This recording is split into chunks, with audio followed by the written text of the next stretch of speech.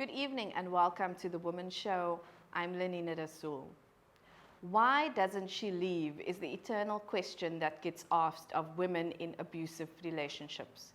Tonight we're going to be joined by local author Mumtaz Mahal Suliman, who wrote the book, I'm Not a Fucking Mop. In the book, Mumtaz details her journey of domestic violence as well as her path to healing. Now let me give a disclaimer. This show is not about staying in abusive situations or staying with abusers. Here on the Womxn Show, we unpack the drivers of violence and provide information and recourse to those who find themselves in abusive situations. But here on the Womxn Show, we also tell the stories and lived experiences of survivors and women in validation, in affirmation, and in solidarity. We also tell these stories so that we can learn from them. In a world that wants to keep women silent, telling your story is a revolutionary act. And in a country where only 8% of perpetrators are convicted of rape, telling your story is often the only way to acknowledge that something has happened. After the break, we're going to be speaking to Mumtaz about her journey through domestic violence and then healing. But before that, we're going to have a look at a short video produced by the Heinrich Böll Foundation on the role of women's abuse shelters if women decide to leave, and the state's responsibility in ensuring they have a safe space to go to. In South African legislation, the state is mandated to provide services to assist women who are victims of abuse. But in reality, implementation of these services is slow, inconsistent, and sometimes non-existent. Women's abuse shelters are one of the services that have been found to be the most effective in disrupting the cycle of domestic violence. So shelters disrupt violence perpetrated against women and children. How do you do that? If you look at the concept itself, it is a place of safety. So when a woman needs to escape the violence, when she's at the point where she's ready to leave, because we must also understand the cycle of violence as well. It is a psychological trauma as well to be trapped in a cycle of violence. So when you come into the shelter, you are attempting to break that cycle. And when you are with us, part of what we do is education. Part of what we do is to also share with you what violence is and what are your options available, so that then you can make your decision. How do you carry on forward from there? And I think that is how we disrupt violence in that space, where she's now in a safe space. She's given time to heal. She's also being educated about her rights and also looking at her strengths and allowing her to develop her own agency. And then I think in that way we disrupt violence.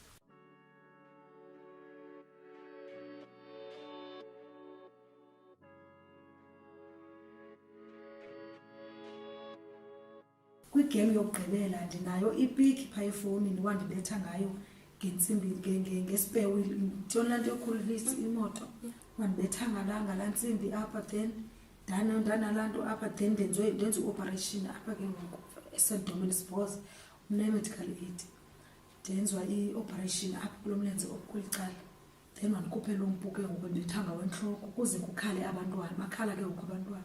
Yonke le nto yenzeka abantwana bekhona, ndithi ukuze ndisinde ndingadutyulwa ngalo mpu kube kanti kukho abantwana. So ndaphela ke ngoku ndisiza eshelter ngoba kaloku ndibaleka ubulawa cause uthe uzawundibulala ubekhe ndimdivosa. Ndamdivosa kulo nyaka pheleyo, ndaphinda ndoyichitha idivosi endicenga uba mandichithe le divosi, ndicenga nabantu basekhaya uba ayikho le nto ndiyenzileyo. Ngoku ndichithile idivosi katshintshile umntu caba ebengafuna ulahlekelwa mhlawumbi. Ndathi ndoyicinga ebengafuna ulahlekelwa, ebefuna into yoba mandichithe le divosi. Ezinye izinto zibe khona iindawo ziziguqula zingabiziyele. Xa umane uyiripota ezinto emapoliseni bebetrita njani? Emapoliseni bendiye ngoku ngoba bendilapha eshelter kulo nyaka pheleyo wenzelwa i-protection order. But laa mfana ugqitha ngapha kwa-protection order ngumntu laa mfana ngumntu ongathi ligintsa, akho polisa angalaziyo, akanapolisa angalaziyo, andisho amapolisa arongo uyaqonda but arongo ngenye ixesha ngoba unechomi izikakhulu zingamapolisa because unomntana wakhe owabamba ngesupport but zange laa mntana akwazi uba kanti anganikwa laa mali ngenxa yento yoba esazi umntu ophaa ekhoti oyichomi yakhe wamvela wamnika imali yayibona wamnika i-7,000 uba akulingi ayinyusele imali ungaziphinde inyusele imali ayiphelele kule 150 yabona so ibingahambeli indawo into yam but yahambe wakwazi uhambela ndawo kuba ndiye e-Scenery Park ndomenzela i-protection order khona but ebegqitha ngapha kwayo. While shelters play a critical role in disrupting domestic violence, the current funding model is not adequate to sustain these organizations, with many shelters being funded per bed without taking into account the numerous services necessary to assist survivors of domestic violence to get back on their feet. If I think of our monthly costs, we are a 15-bed shelter, so that means we can accommodate up to 15 women and their children. And then we have a staff ratio to that. So it would be myself as the shelter manager, we have our full-time social worker, and then we have 4 house mothers, and they work on a 3-day on, 3-day off ratio for 12-hour shifts. And then we also have a cleaner on staff as well.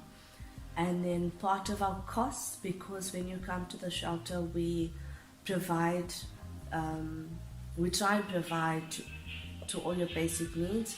So that would be your accommodation, food, should you need clothing, if you need support in terms of getting ID documents, marriage certificates if you want to apply for a divorce, or the children need birth certificates so we can place them in schools.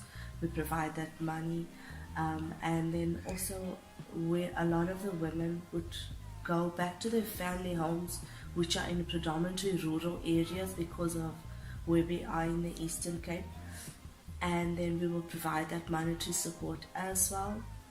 And then just looking at our administration costs and everything, for us we're looking at over 100,000 Rand a month.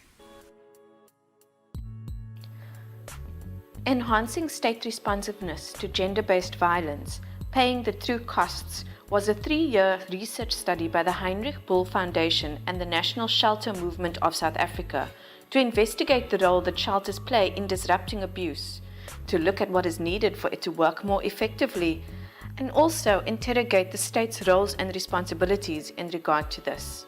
So this project that we call Enhancing the State's Response to Gender-Based Violence, Paying the True Costs, is actually stems from an earlier project which we did between 2011 and 2013, where we were looking at the police's response and the court's response to domestic violence. But there was one particular aspect. For example, the Domestic Violence Act says that the police must refer or try and assist women to access shelters. But there's actually no legislation which talks about now how are those shelters going to exist. There's no mention of funding, for example. So this only exists within policy. The government has a duty to provide shelters, but that also means that if shelters must exist, the services must also be of adequate quality. So we started our research then in Western Cape and Gauteng, and we were trying to see is what are the profile of women and their children accessing shelters, and can those shelters meet those needs within the context of funding by government.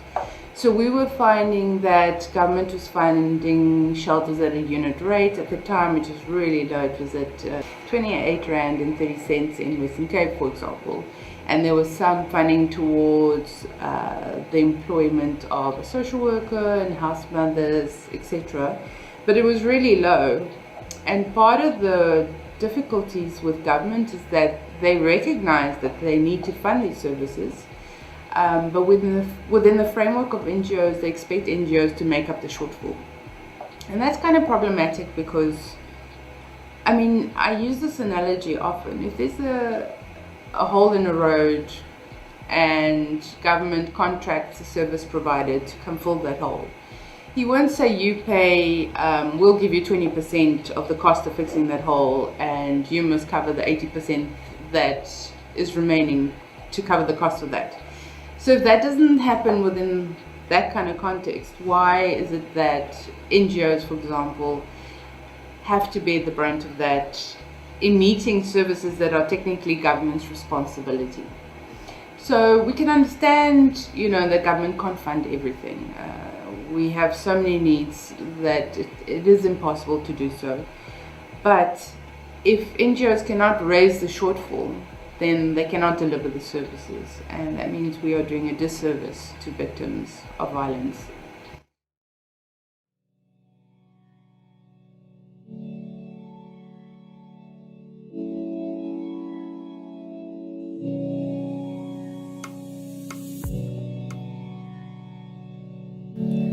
It was a struggle to see, it was a struggle to get police officials to firstly recognize the Domestic Violence Act, and work accordingly to the Domestic Violence Act. The same happened with the courts. Magistrates, they were used to giving so much attention to the Criminal Procedure Act that they neglected these other small acts like the Domestic Violence Act, the Children's Act. And I think it fell upon us working in this field to make them see that no act is more more important than the other act, because it boils down to the Constitution and the rights of people. So that was the fight that we had to fight, to get people to recognize these acts and do exactly what is supposed to be in this act. The same with even other stakeholders, that had a role to play, making the community recognize that there is help outside. There is acts in place. It's just that people are not implementing them correctly. In 1998, South Africa passed the Domestic Violence Act, a product of Section 12C of the Constitution that states, everyone has the right to freedom and security of person. That includes the right to be free from violence. 20 years later, in 2018, while progressive on paper, implementation of the Act is problematic, with structural and cultural issues and perceptions often restricting or denying women access to their rights.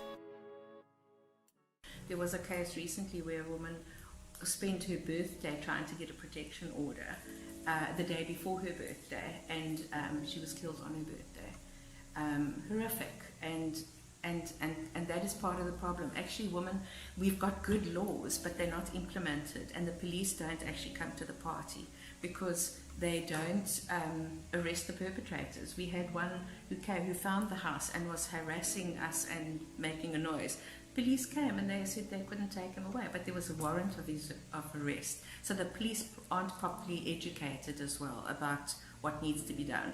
And then we had a case in the office where a woman, her partner sent her a message to say that he'd got a protection order against her, and she said, no, she got the protection order. She sent him a message to say, I got the protection order. He sent the police to arrest her for that, and the police actually responded to that. So that was just completely ludicrous when women are being murdered, beaten, and to get the police to actually respond. It's unbelievable. I think, if we look at not just SAPS, but all our structures, we speak of structural patriarchy. So we speak of instances where there's no understanding of women's issues, there's no understanding of what affects women and how certain things affect women. So when we talk about our structures now, we're talking about our government. If we go straight to the top, how many women are in the executive, how many women are in the legislature, and that's our representatives of of who we elected to be in charge. And then so when they take decisions, are they taking women's issues into account? Women's abuse shelters provide a safe physical and emotional reprieve for survivors of abuse, and often fill the gaps between state departments to increase access and speed up service delivery for abused women. At one point when I got here, people did not access the shelter because they did not want to go to the police in the first place, to lay a charge or to ask for assistance, because they were always turned away. So that was one of the things that we had to do. I had to go physically to the police station and speak to the police, the station commander, and tell them that we won't tolerate people not being assisted at the police station. At the Department of Justice, we won't tolerate people having to wait a month for a protection order after having applied for a protection order. Those kind of challenges we have experienced. We started conversations with the station commanders. Conversations such as what is working and what is not working. And there were a lot of challenges, because we also realized, and we had to acknowledge the fact that the police officer, SAPs have their own challenges. Like, there's not always a police vehicle able, on hand to bring a victim to a shelter. Not all the police officials, especially in the charge office, are properly trained when it gets to matters of domestic violence. So we had to start that conversation. What do you think can be done to address gender-based violence in South Africa? I think a lot can be done, and it starts with the children, because the most thing that I've learned being here is we're dealing with these women, they're being abused, and the children suffer more, and they go back. Some of them, not all of them, but some of them, and you can actually see the signs in the children. When the children are abused, the children swear and they fight and those things. I think a lot can be done at schools, because most of us don't even know what abuse is. We always thought that abuse is like eating someone. We never knew that there was sexual abuse, there was like emotional abuse, like financial abuse, all those sort of things. Because abuse doesn't mean just to be eaten, you have a blue eye, and then it means you are abused. Recently I read a report, a research that was done by the Institute of Security Studies, and they looked at men who were incarcerated for 15 years and more from various racial backgrounds, where they perpetrated extensive trauma and violence, and all of them grew up in abusive environment. And so that just gives you an idea that if we don't stop this cycle, it perpetuates into the next generation.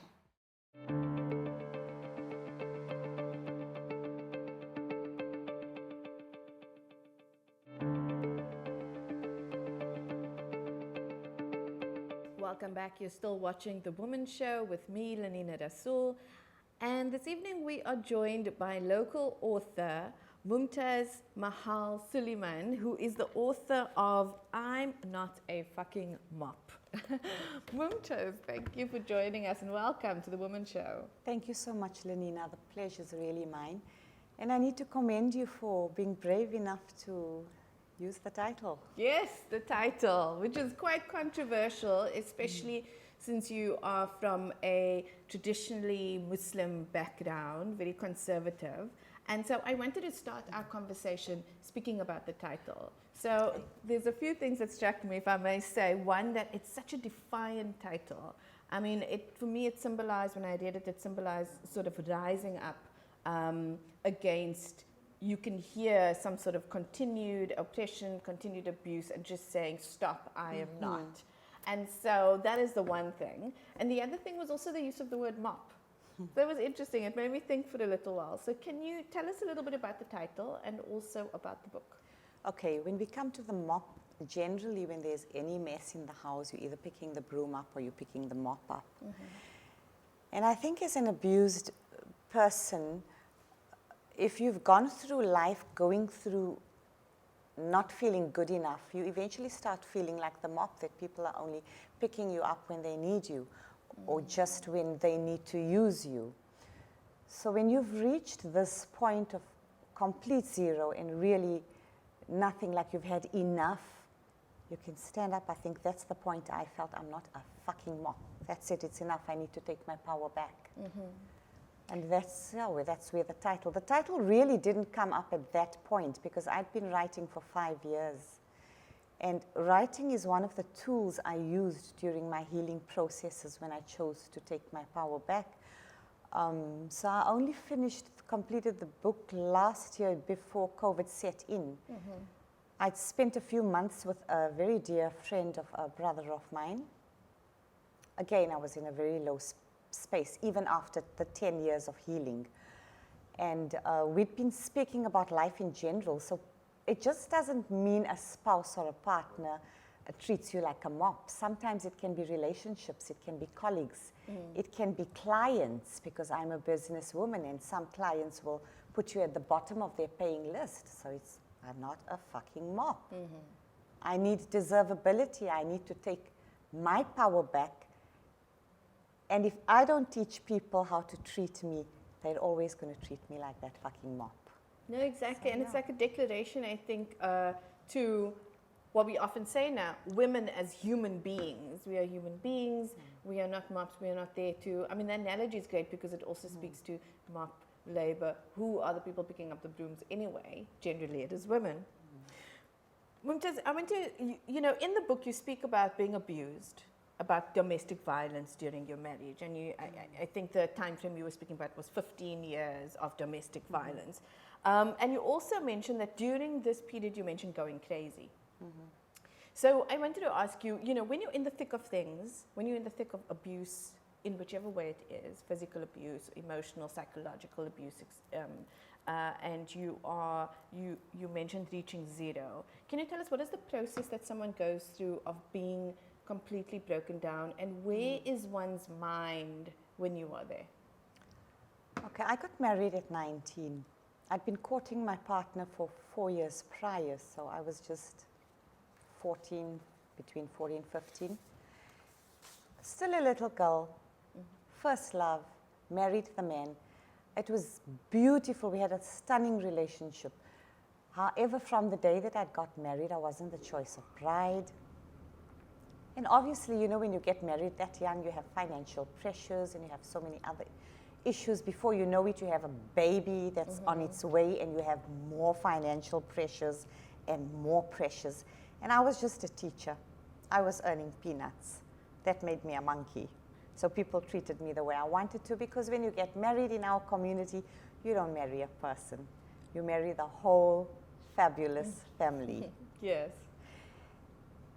And the family cannot be so forgiving. They're very unforgiving. So your tiniest mistakes are reported to the husband. The husband gets irritated. Remember, he's not in the best of spaces because he's got to choose between this woman he's married and the woman he loves, his mother. So obviously his frustration, you become the punching bag. So I'd gone through years like that, 15 years.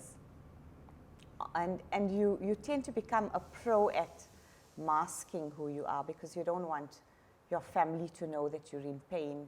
I had a very protective parents, so you don't want them to know you're in pain. So every now and then you'd get beaten up and you've got these bruises and you need to mask it. You become an ace using makeup and covering up the bases. You paint a smile on your face and you walk through as if nothing's happening and you're the socialite in your community. So you've got to really keep things under wraps. But I think at the point when I had, the turning point was when my little girl, who's now 20, I'd had 3 children by then. They were getting affected at school because we tend to not realize how our bickering and our, it's not natural. Violence, really? Yes. I mean, it's violence. Yes. So it's really not natural for the kids to be growing. It's not conducive for them to be growing up in a home like that. And it affected them with school. So on this particular day, I was getting dressed and going out with my besties. I did that once in a while. My friends, one of them lives here in Cape Town. So every time she would visit, I'd dress up and go. And I really looked forward to those days. But something must have ticked the man off. And when he came back, when he came into the room, that's the story I highlight in the book as well. That was my turning point. That's why I talk about it. He beat me. He dragged me from the room. I had this long, my hair was exactly like yours. The long curls. He dragged me by my hair. through the passage, into the lounge. In front of your friends, in front of my friends, my children, my domestic worker. And I think I even give the description of the coat hanger. I remember everything going down, but I was beaten. It wasn't the beating that brought me down to nothing. It was my dignity. Because these are adult women that are around me. My domestic worker is someone that respects me. I felt like nothing.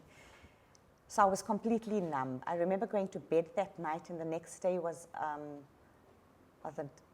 it could have been a Sunday, because the Monday I didn't send the kids to school. I took them to the park and I had a chat with them, and I said, listen guys, I need to make some decisions. Things are not going lekker between Dad and I need to make some decisions. Now remember, I was just a teacher. I had very little resources to say I'm packing up and I'm leaving. My parents didn't have a very large home, but I needed to make this decision. I had no plan. I remember meeting a friend a month ago, and he'd told me about all these enlightened workshops, and it was something completely new to me, because I come from this world of complete negativity. And for 15 years, I felt sorry for myself, and I was the victim, and I was stuck in blame mode. And when I attended Ashika's first workshop, I remember walking in there like this meek little girl. Even my demeanor was like not good enough, because I hated myself. And the first thing she told me was, in order to heal, you need to forgive. And I said, but how do I forgive? She said, you don't have to know how to forgive, you just have to be willing. And so I sat through that 2-day workshop, and I learned the few tools that were shared.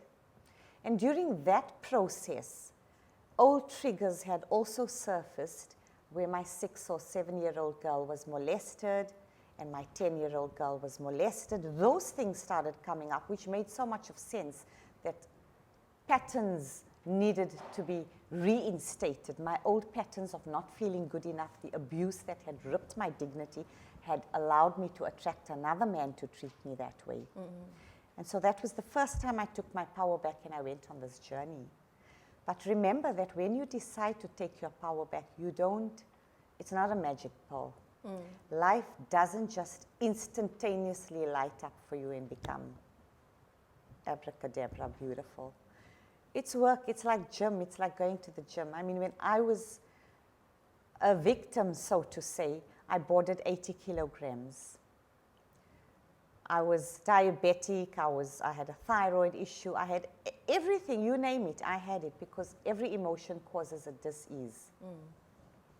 And so I decided to go on this journey. I remember coming back after the workshop and telling my husband, I think we need to separate. For a while, I'm joining my dad, and I went to learn the flooring business. Okay.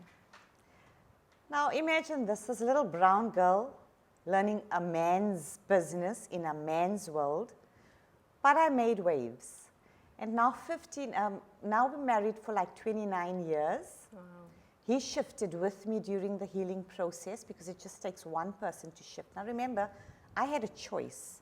I chose change for myself.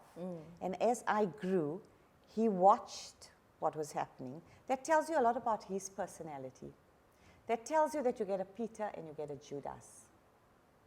The Peter has a bad day. The Judas has the fraught heart. I was willing to give him a second chance, because he was Peter with a bad day, and he took accountability. So the story may be about me. However, the real hero is who I refer to as my ashiki. My ashiki is my love, is my partner, because he took accountability. He could man up, and he said, I fucked up. Excuse me. I made a mistake. Everybody makes mistakes. I want to change. And I didn't just take him back immediately, because remember, I'd taken a sabbatical. I'd gone for a year to join my dad and learn his flooring business. And this teacher knew nothing about business, so I had to empower myself and learn about business. In the interim, I'd grown from one business to 5 of these franchise.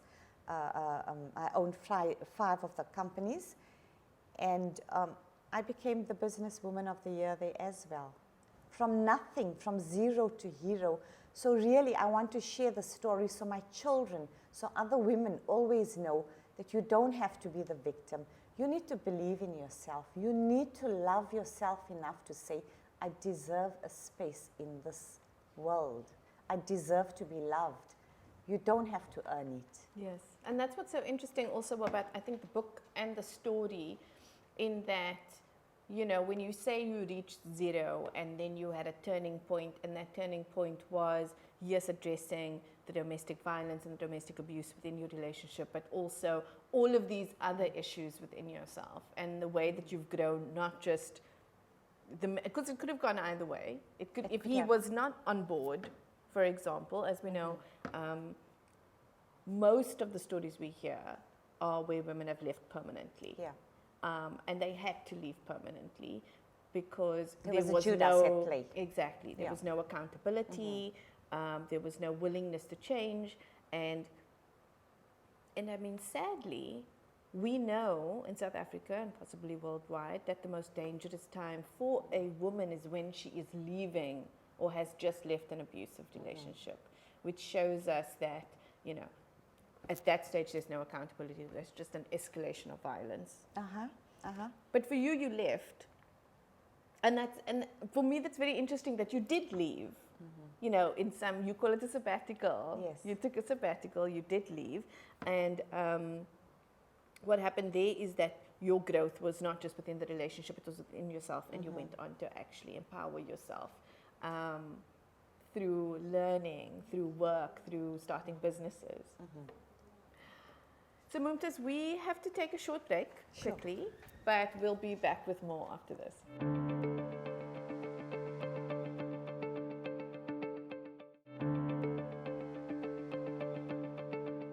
Welcome back. You're still watching The Womxn Show. I'm Lenina Rassool, and tonight we're joined by Mumtaz Mahal Suliman, who is the author of a book called I'm Not a Fucking Mop, which documents her life story.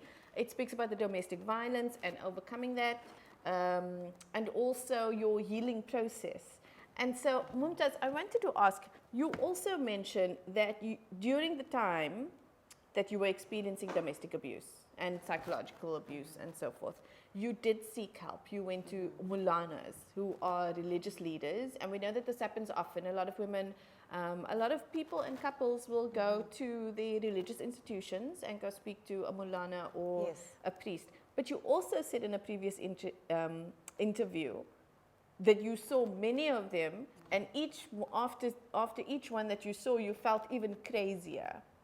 And I want to say that, you know, my experience and my reading of other women's experiences is often that these structures are still very patriarchal, and so are not equipped to deal with issues such as domestic violence, especially from a woman's perspective. And I'm not saying that's your experience, because I'm going to ask what your experience is, but do you think that was a factor there, and what contributed to you feeling crazy, so to speak?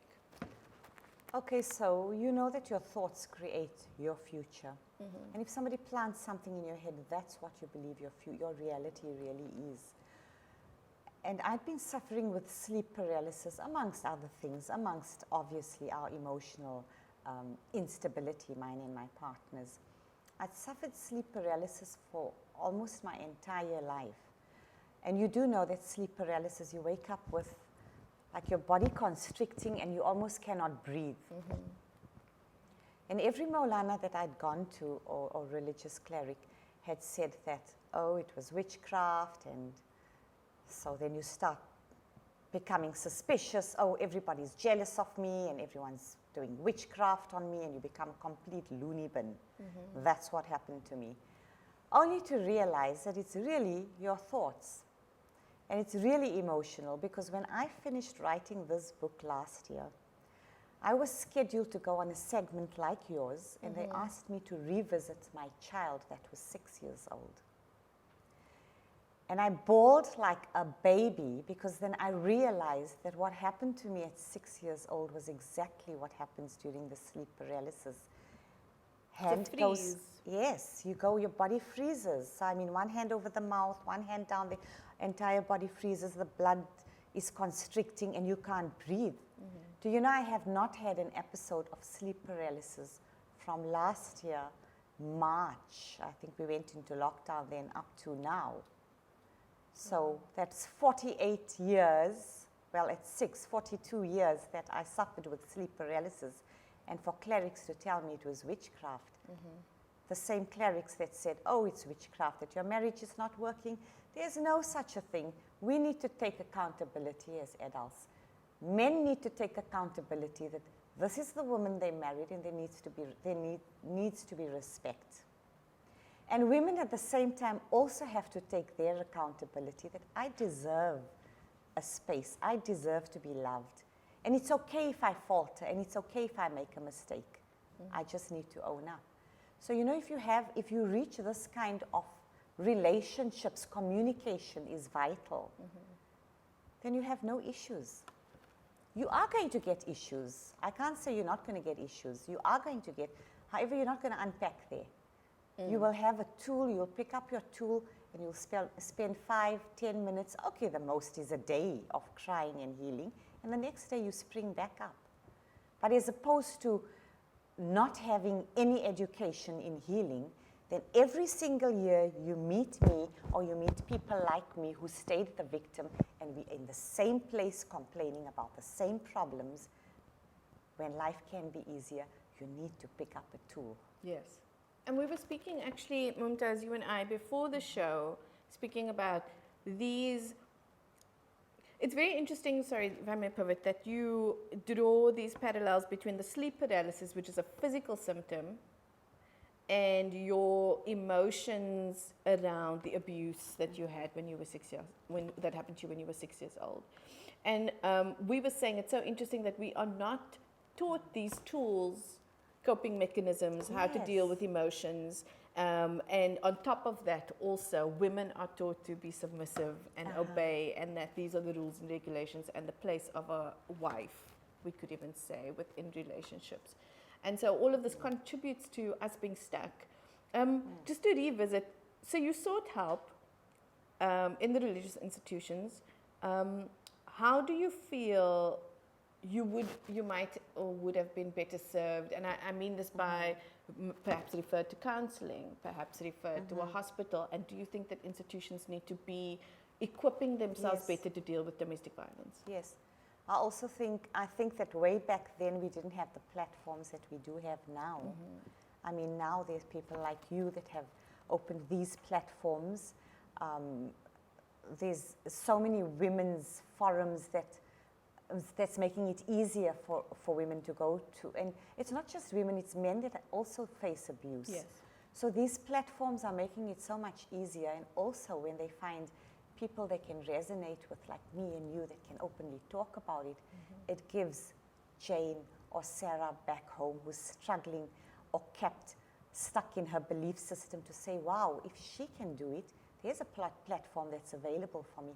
I can also go and seek help. So, yeah. Yes, and also women like you were sharing the story, because the story of domestic abuse, of sexual violence, etc., is, they often say, a story of silence and a story of shame that is fed through us thinking, it's only me. Yeah. And so the sharing of stories is really beneficial. Mumtaz, I want to ask, so the controversial thing about your book and your story that's different to many others is that you are still with your husband. You mentioned earlier that, you know, the process of accountability. But I want to speak to that. You guys must have had conversations about it. You saying that he took responsibility for that. I've often wondered about the emotional turmoil, if I can speak to it like that, of an abuser, of someone who has perpetrated violence against another person. And I want to say that there are probably less platforms for someone to come in and say, I beat my wife. 100%. And try to fix that. Yeah.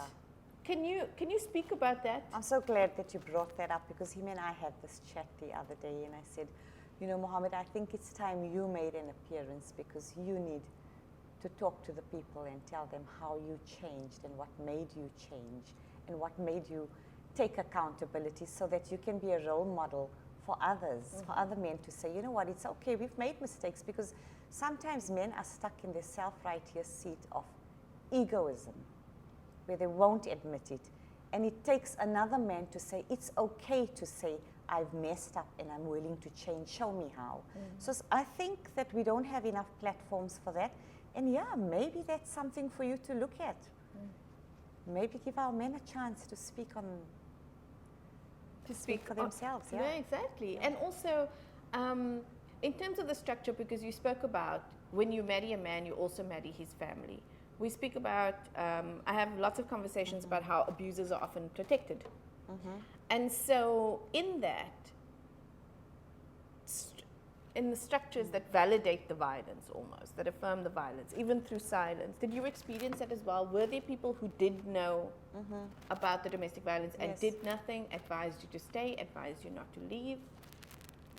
I can't say that in my own family anybody knew. Had they known, they probably guessed. I've had several times my sisters mention, we think you're being abused, you need to talk about it, but I would cover it up.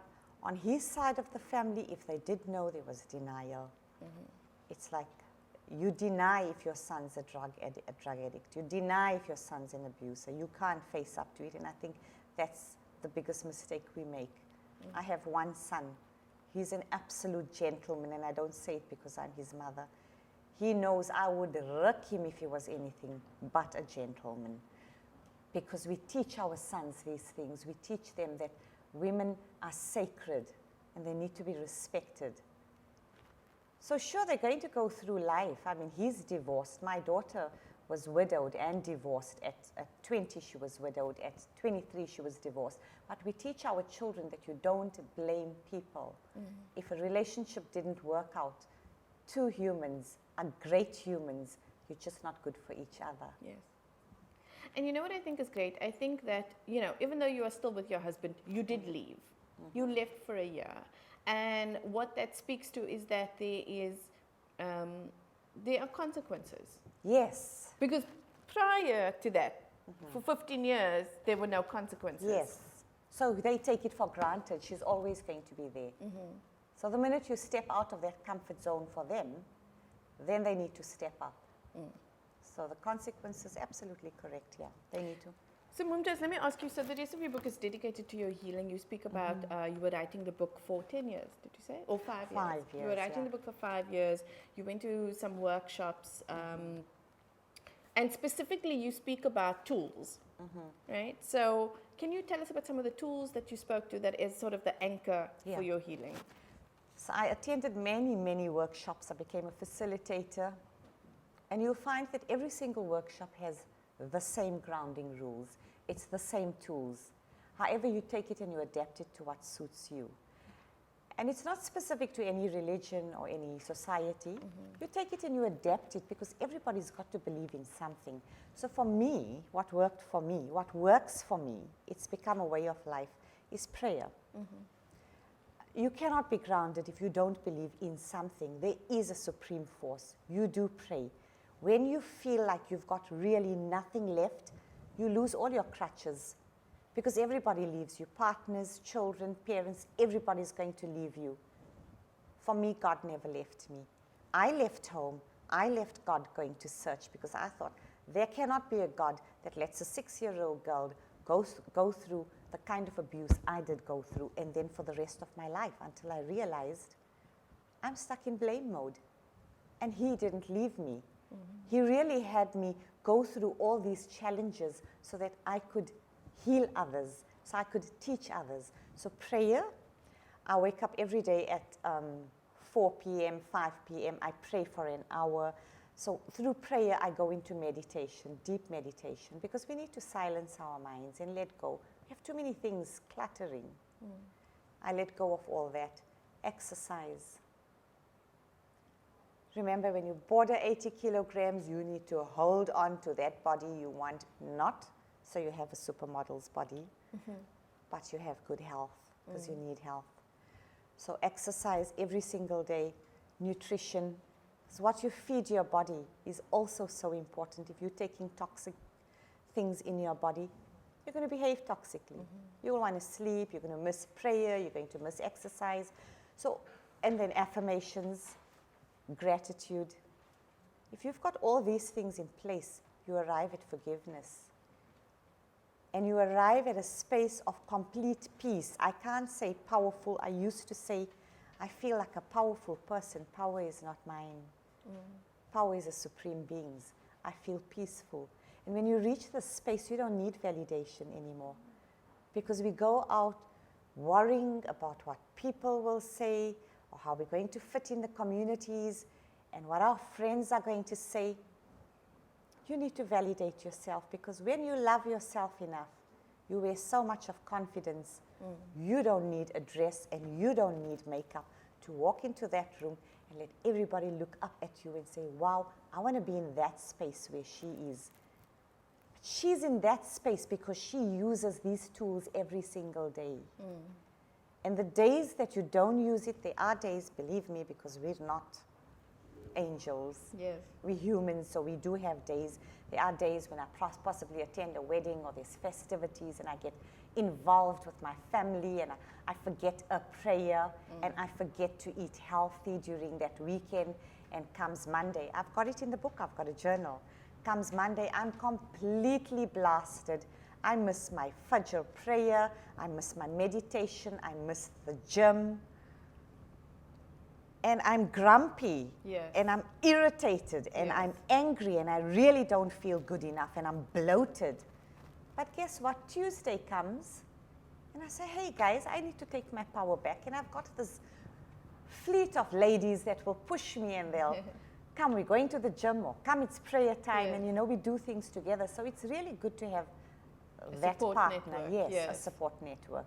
It's very interesting you say that, because I also came to that realization. It's just looking at sort of the links between physical and emotional. And I was actually saying to myself the other day, like, it's not perfect, because women, we can just get PMS. So you can, even if you do it every day that week, all of a sudden you can wake up feeling like the world's coming to an end. But it's about understanding that. Mumtaz, we are out of time, unfortunately, but this was such a lovely interview. I want to thank you for coming onto the show and telling your story for myself and for the viewers. Thank you so much. You're doing such a superb job for giving people like us this platform. God bless you and keep you amongst his favored ones and every one of you. Thank you so much. We're going to take a short break, but we'll be back with more after this.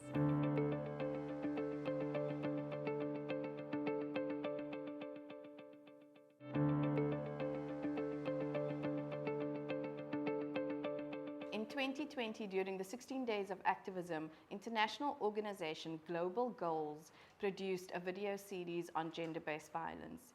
In the following video, poet Koleka Patuma performs a poem titled Every 3 Hours that reminds us that women are killed every day by their intimate partners and that we all have a right to live free from violence.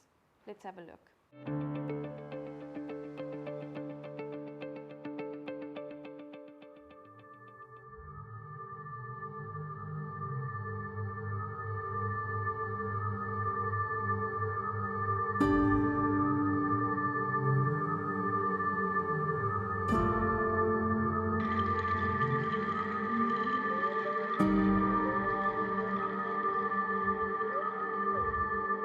Every 3 hours, one of us doesn't make it. This country buries us before we are born, calls us by our obituaries before it calls us by our names, makes us women with nervous conditions with their guard up, law enforcement with a broken system with too much power in authority with guns that gun down their spouses, telephones with missing person details with no follow-up, garages with toddlers who should be in school, vehicles with evidence with no power to prosecute, post offices with weapons, shopping malls with kidnappers, bathrooms with carnage, a carnage with no expiry date, clubs with joggers, alleyways with not enough light. But even with all that light, you would still not be safe. Ubers with panic, taxify with paranoia, walks with tasers, in groups, in public, in places you wouldn't think it could happen, graves with girls taken too soon, too brutal, too horrifying to name, to document, to find, to mark as danger zones disguised as safe spaces with murderers, murderers who are husband material, schools with pedophiles, pedophiles with degrees in working with children, lecture halls with molesters, terminals with predators, construction sites with men old enough to understand no, churches with men who use your prayers for safety to get you on your knees with your arms raised. Every 3 hours, one of us doesn't make it.